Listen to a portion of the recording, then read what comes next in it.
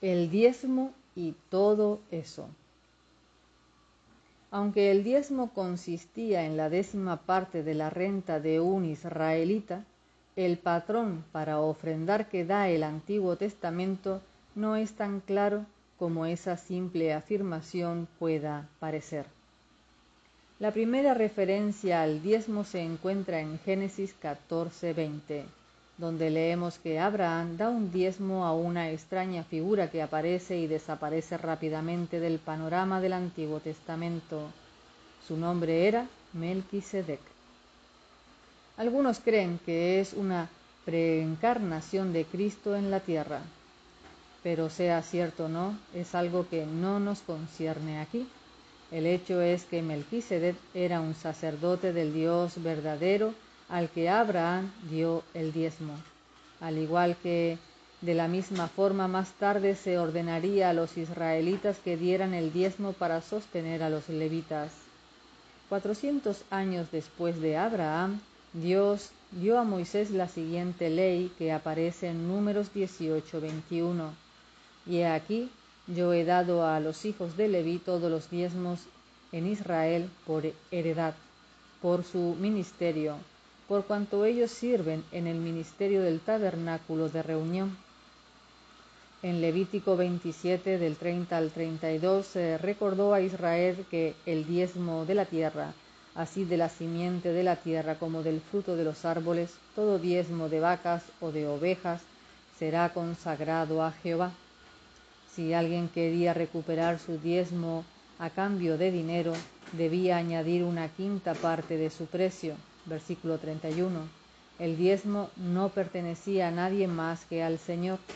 En cualquier caso, las leyes de las ofrendas del Antiguo Testamento no acababan aquí. En el tiempo del censo había que pagar un impuesto o rescate. Éxodo 30 del 11 al 16. Y las ofrendas especiales y votivas. Los primeros frutos de la cosecha, la redención del primogénito y todas las ofrendas voluntarias se hacían además del diezmo. Deuteronomio 12:6 y Éxodo 23:19.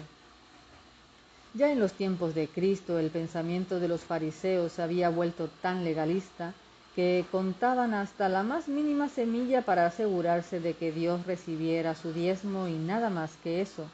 Mateo 23:23. Cristo no condenó su cuidado del diezmo, sino su negligencia en asuntos mucho más importantes. Le dijo que debían practicar el diezmo sin dejar de lado la justicia, la misericordia y la fe. En el capítulo 2 rememoré cómo tratamos el asunto en una discusión entre adolescentes y veinteañeros.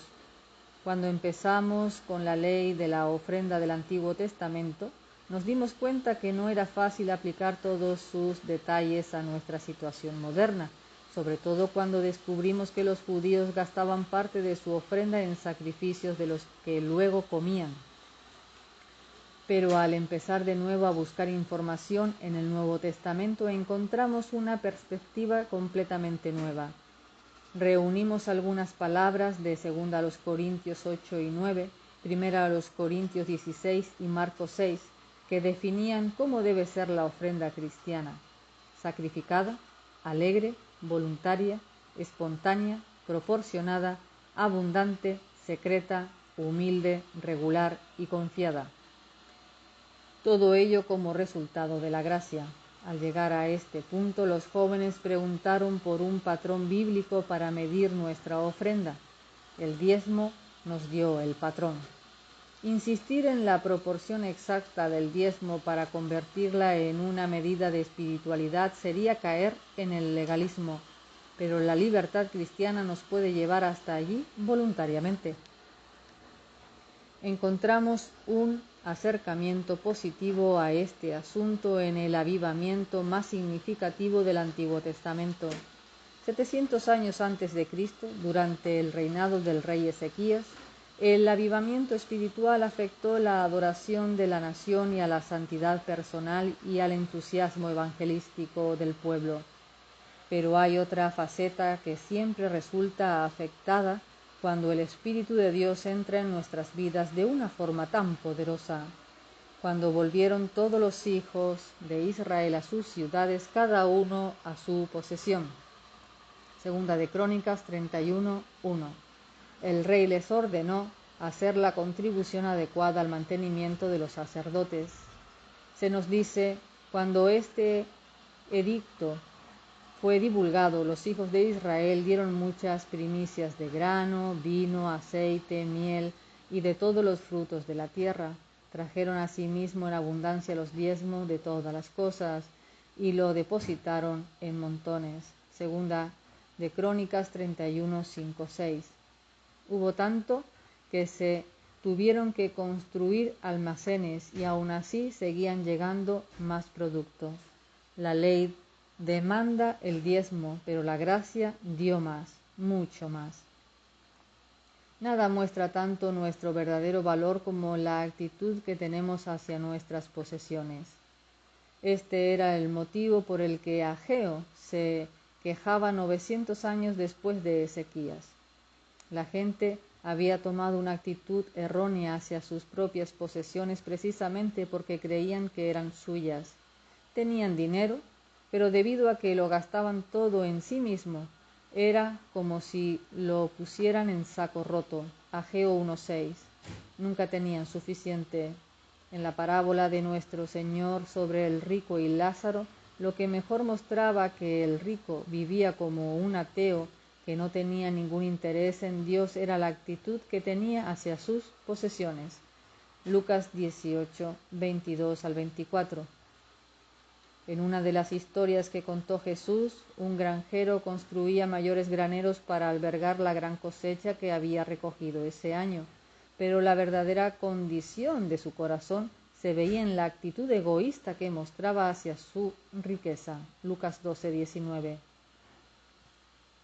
Quizá la historia más triste de todas es la del marido y la esposa que mintieron en su ofrenda a Dios. Querían mantener al mismo tiempo su reputación espiritual sin soltar sus riquezas terrenales. La historia de Hechos 5 demuestra que es imposible aferrarse a las dos a la vez. De la misma manera, Demas fue una vez un fiel servidor del Evangelio, pero le acabó traicionando la actitud que mostraba hacia sus posesiones. Amaba el mundo por encima de todo. Segunda de Timoteo 4:10. Siempre que el Espíritu Santo entra en nuestras vidas, toca nuestros bolsillos. Hace que no nos aferremos tanto a nuestras posesiones. En 1839, en la iglesia de San Pedro, Dundee, Escocia, Robert Murray McKay señaló la generosidad de las ofrendas de su pueblo con destino a la obra del Evangelio al otro lado del océano. Era un tiempo de avivamiento en Dundee. En su valioso libro Discurso sobre el Avivamiento, 1832, William Spring dice: es el medio de los derramamientos del Espíritu Santo donde los hombres aprenden a comprometerse activa y eficazmente en la gran empresa de la benevolencia cristiana. Es en ese momento cuando abren sus corazones y sus manos para ayudar a los que están en la región de sombra de muerte. Cuando Dios entra en nuestras vidas, concentra nuestras mentes en la eternidad y aligera nuestras ataduras al tiempo. Si es verdad que el gasto se incrementa al aumentar la renta, es el momento de que muchos cristianos afronten el desafío de mantener su nivel de vida de forma que no roben a Dios. Al leer el Antiguo Testamento descubrimos que hay dos indicadores de la vida de las personas. El primero es si guardaban el día de reposo y el segundo es si le daban a Dios lo que le pertenecía. Por medio de la lectura de esos indicadores se puede saber si la gente está bien o mal espiritualmente.